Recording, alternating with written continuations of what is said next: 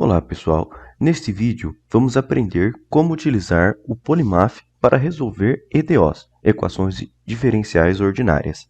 Antes de utilizarmos o Polymath, nós precisaremos alterar o nosso separador decimal do nosso sistema, no nosso computador. Para fazermos isso, caso você tenha o Windows 10, você precisa vir aqui na barra de pesquisa, digitar região, em seguida ir em configurações de região.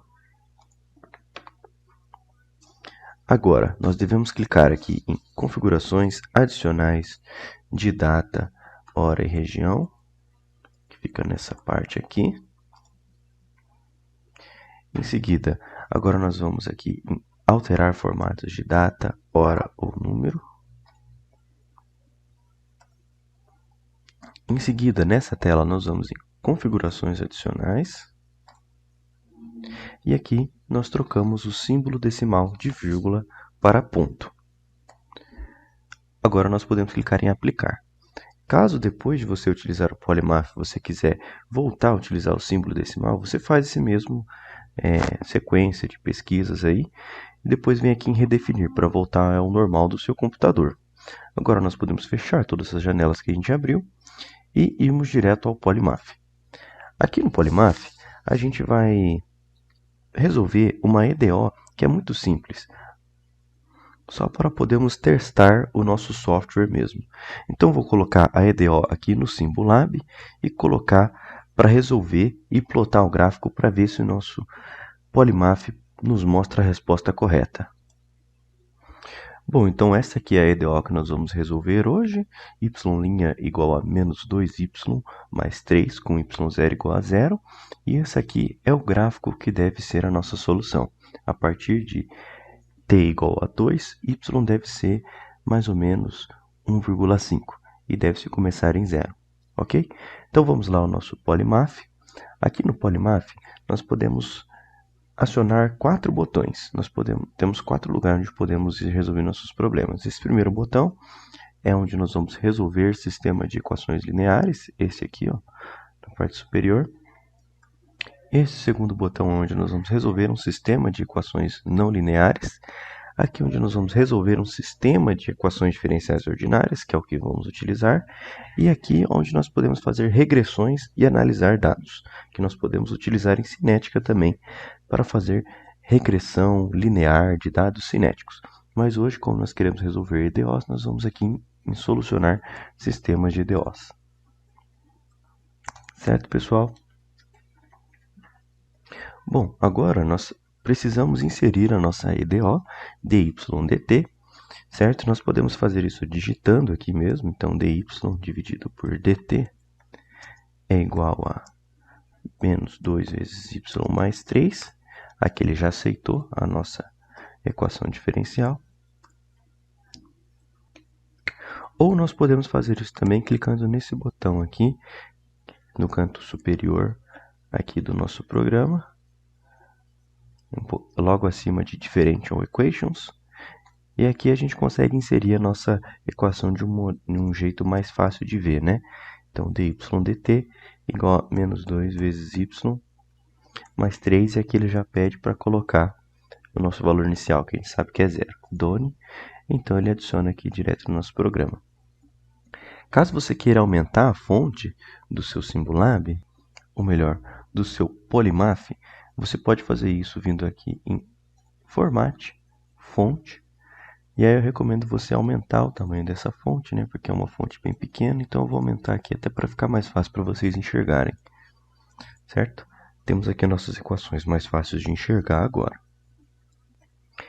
Só que o nosso problema ainda não é possível de ser solucionado, porque ele ainda pede para que a gente coloque valores iniciais e finais da variável independente, ou seja, valores finais de t e valores iniciais de t.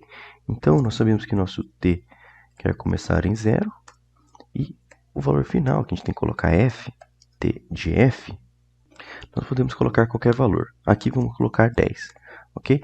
Agora o Polymath já mostrou aqui que estamos prontos para a solução. Podemos clicar aqui na setinha da direita para resolver o nosso problema. Só que assim, tem 3 tipos de resultado. Um resultado é o relatório, que por vezes para a gente não é muito interessante.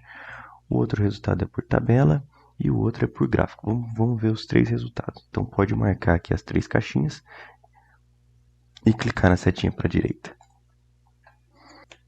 Então, o Polymath já resolveu a nossa EDO e nós já temos aqui um resultado, né? Um relatório.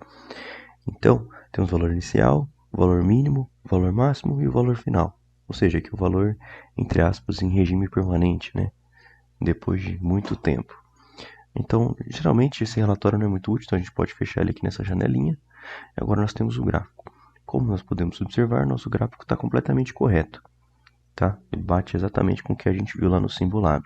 Caso você não queira usar os gráficos do Polymath, você pode pegar os dados aqui dessa tabela e jogar lá no Excel e plotar da maneira como você quiser. Para fazer isso, você tem que selecionar aqui todos os dados, dar um Ctrl C e ir lá no Excel e colar, certo?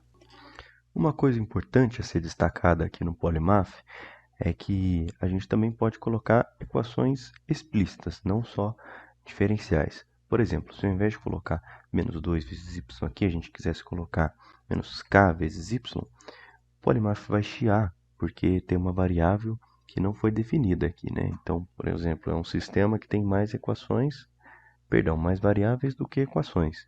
Então, o Polymath sempre aqui nessa janelinha aqui, ele vai mostrar quantas equações diferenciais e auxiliares tem e o número de variáveis que está faltando, ok?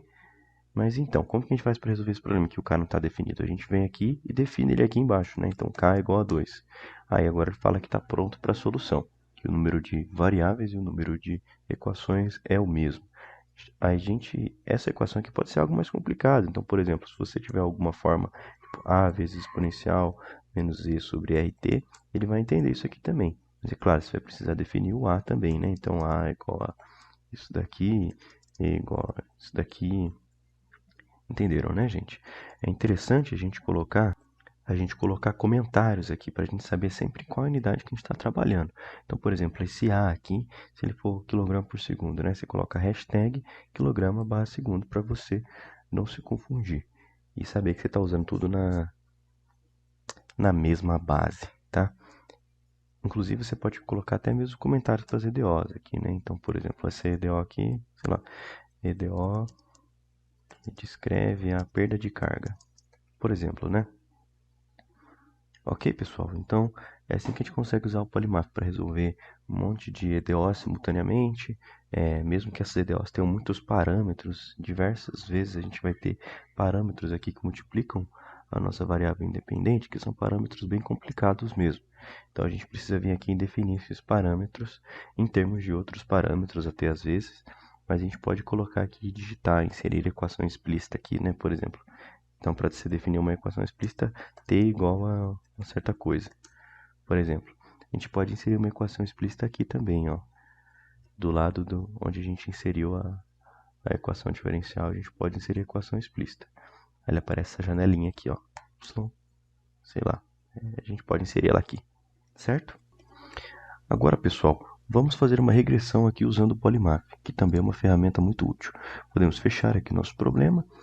Podemos fechar aqui esse nosso input de problema. Vamos aqui no quarto botão. Regress and Analyze Data. Nós podemos acessar essas funcionalidades do Polymath aqui também em Program. Então, nós teremos sistema de equação linear, não linear, diferencial e regressão. Vamos aqui usar regressão, então. Aqui, quando abre essa tela de regressão, a primeira coisa que a gente pode fazer é trocar o nome da coluna. Então, coluna C01, ao invés de ser C01, nós vamos chamar de X. E a coluna C02 nós vamos chamar de Y, para ficar mais fácil. Primeiro vamos fazer uma regressão linear, da forma Y igual a X. Então, X igual a 1, Y é igual a 1. X igual a 2, Y é igual a 2. X igual a 3, vamos inserir um erro aqui, 3.01. 3.01. X igual a 4, Y igual a 3.99. Ok, agora para fazermos a regressão, nós vemos aqui nessa telinha da direita, E aqui a gente tem várias configurações: regressão, análise e gráfico. Primeiro a gente precisa configurar a regressão. Aqui a gente seleciona a nossa variável dependente, que é o y, que depende de x, e a nossa variável independente. Ele já entendeu corretamente aqui no nosso problema. Então aqui a gente pode selecionar qual regressão que a gente vai fazer: linear, polinomial, múltipla linear e não linear, onde a gente tem que escrever o formato da equação.